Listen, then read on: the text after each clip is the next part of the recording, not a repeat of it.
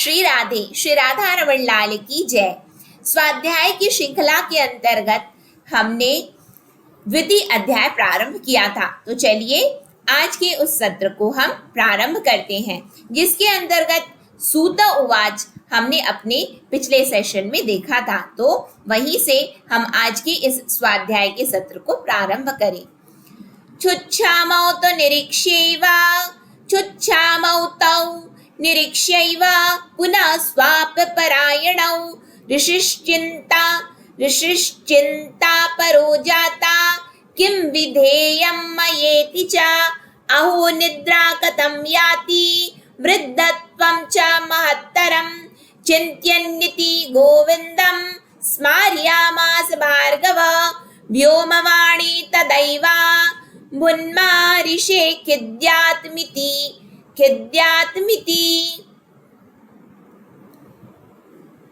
खिद्यतामिति उद्यमा सफलस्तेयं भविष्यति न संशया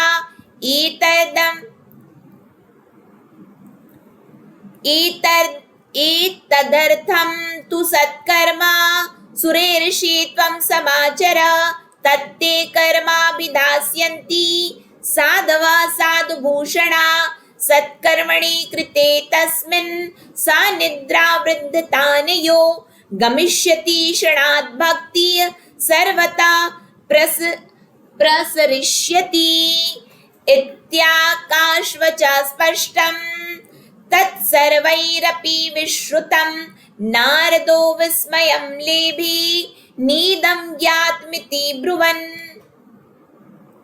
नारद उवाच अन्याकाशवाण्यापि गोप्यत्वेन निरूपितं किं वा तत्साधनं कार्यं येन कार्यं भवेत्तयो क्व भविष्यन्ति सन्तस्ते कथं दास्यन्ति साधनं मयात्र किं प्रकर्तव्यं यदुक्तं व्योम भाषया। सूत उवाच तत्र द्वावपि संस्थाप्य निर्गतो नारदो मुनिः तीर्थं विनिष्क्रम्य पृच्छन्मार्गे मुनीश्वरान् वृत्तान्ता श्रूयते सर्वैः किञ्चिन्निश्चित्य नोच्यते असाध्यं केचन प्रोचुर्दुर्ज्ञेयमिति चापरे मूकीभूतास्ततान्ये तु क्रियन्तस्तु पलायिताः। नारद जी बोले, इस आकाशवाणी ने भी गुप्त रूप में ही बात कही है। यहाँ पे जब हमने अपने पिछले सत्र में देखा था तो हमने ये देखा कि जब नारद जी अत्यंत ही चिंतित थे कि भक्ति महारानी के दो पुत्र जो कि ज्ञान एवं वैराग्य हैं, जब वो अनेकों प्रयत्न करने पर भी नहीं जागे, तब उसी समय श्री नारद जी भगवान का स्मरण करने लगे और उसी समय आकाशवाणी हुई और आकाशवाणी ने नारद जी से कहा कि खेद मत करो, तुम्हारा यह उद्योग निसंदेह सफल होगा।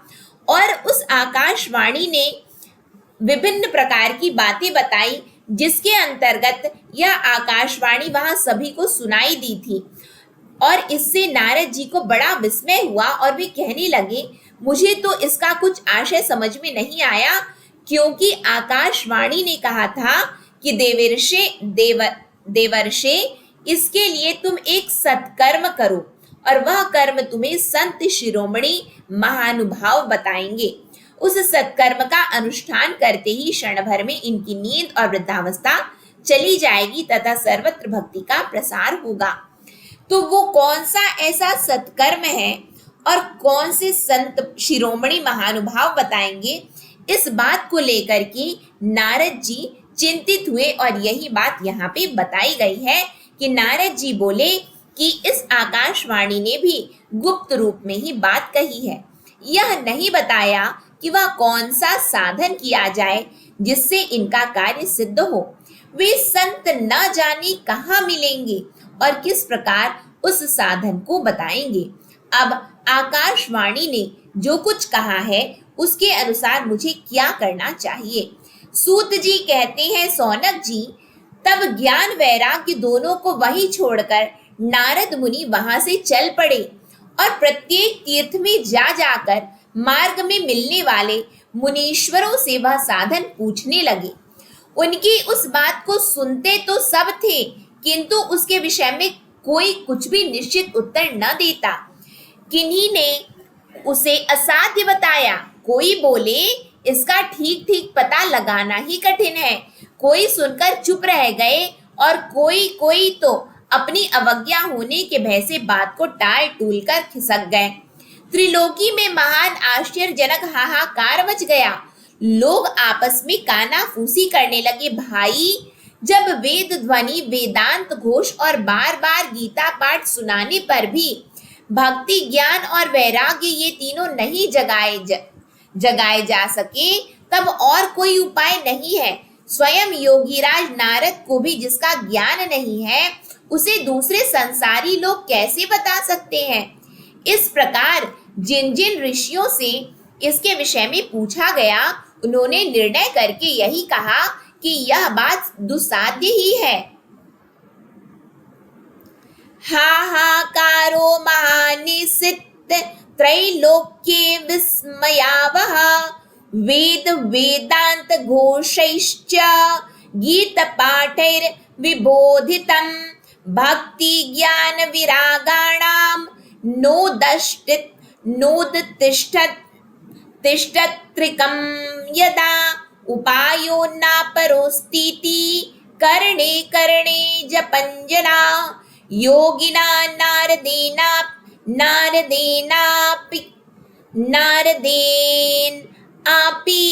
नारदेनापि स्वयं नाज्ञायते तु यत् तत्कथं शक्यते वक्तुम् इतरैरिह मानुषैः।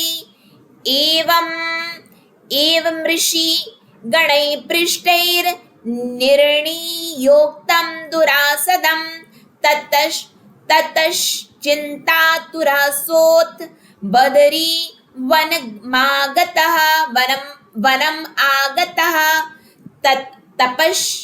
तपश्चरामि चात्रेति तदर्थं कृतनिश्चया, तावद् दर्श पुरतः सनकादीन् मुनीश्वरान्। कोटि सूर्य भासान् उवाच मुनि सत्तमः, कोटि सूर्य समाभासान् उवाच मुनि सत्तमः।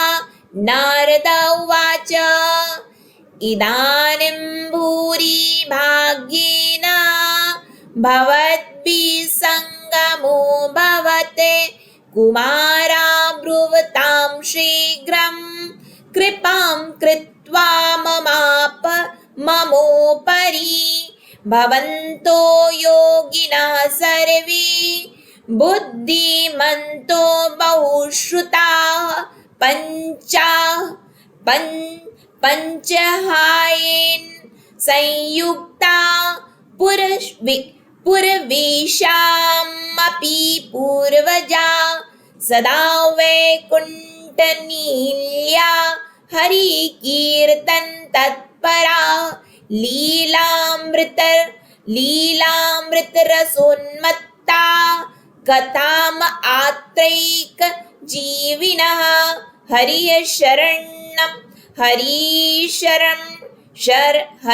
शरणमेवं हि नित्यं येषां मुखे वचः, अतः कालसमादिष्टा जरायुष्मान् बाधते, येषां भूभृङ्गमात्रेण द्वारपालौ हरे पुरा, भूमौ निपतितौ सद्यो यत्कृपातः पुरं गतौ, अहो भाग्यस्य योगेन दर्शनं भवतामिह, अनुग्रहस्तु कर्तव्यो मयि दीने दयापरैः।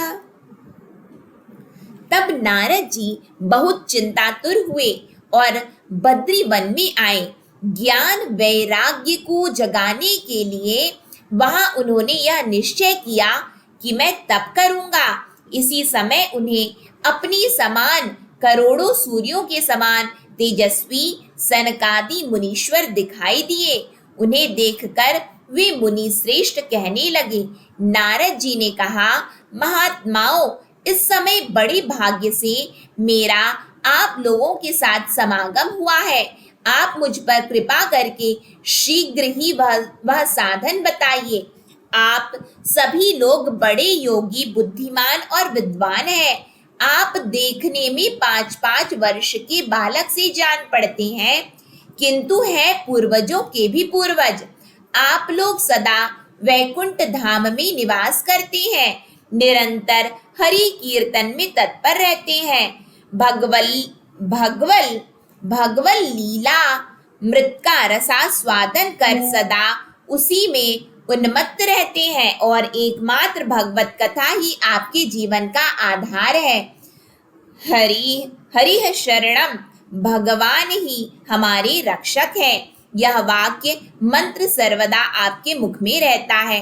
हरि शरणम, हरि शरणम, हरि शरणम, हरि शरणम। इस तरीके से सनकादि हर वक्त प्रभु का नाम लिया करते हैं। यह वाक्य तो हमें ये समझना है, हरि शरणम का अर्थ क्या है? भगवान ही हमारे रक्षक हैं। ये यदि हम अपना नोट्स बना रहे हैं तो हमें ये बात जरूर से लिखनी चाहिए। हरि शरणम, हरि शरणम, हरि शरणम, हरि शरणम। अर्थात भगवान ही हमारे रक्षक हैं, सर्वदा आपके मुख में रहता है। इसी से काल प्रेरित वृद्धावस्था भी आपको बाधा नहीं पहुंचाती। यहाँ हमें समझना है कि नारद जी जब यहाँ पे मिले हैं सनकादि मुनीश्वर से, तो वे दिखाई कैसे देते हैं, पहले हम ये जाने। तो वे पूर्वजों के भी पूर्वज हैं, किंतु वे कैसे दिखते हैं? 5-5 वर्ष के बालक से प्रतीत होते हैं और हर वक्त, और वो क्या करते हैं? भगवान की लीला अमृत का रसास्वादन करते हैं और भगवान की कथा में ही उन्मत्त रहते हैं, किंतु हर वक्त वो नाम जप करते हैं। यहाँ पे हमें ये बात पकड़नी चाहिए कि हमें भी प्रभु का हर पल नाम जप करना चाहिए। पूर्व काल में आपके भ्रूभंग मात्र से भगवान विष्णु के द्वारपाल जय और विजय तुरंत पृथ्वी पर गिर गए थे और फिर आपकी ही कृपा से वे पुनः वैकुंठ लोक पहुंच गए। धन्य है, इस समय आपका दर्शन बड़े सौभाग्य से ही हुआ है।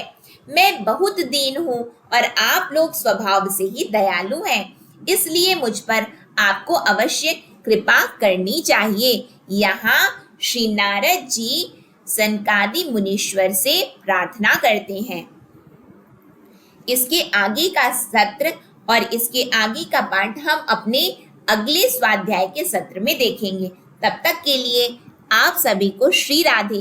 त्रुटियों के लिए क्षमा करें। आप सभी के श्री चरणों में दंडवत प्रणाम। श्री राधा रमन लाल की जय।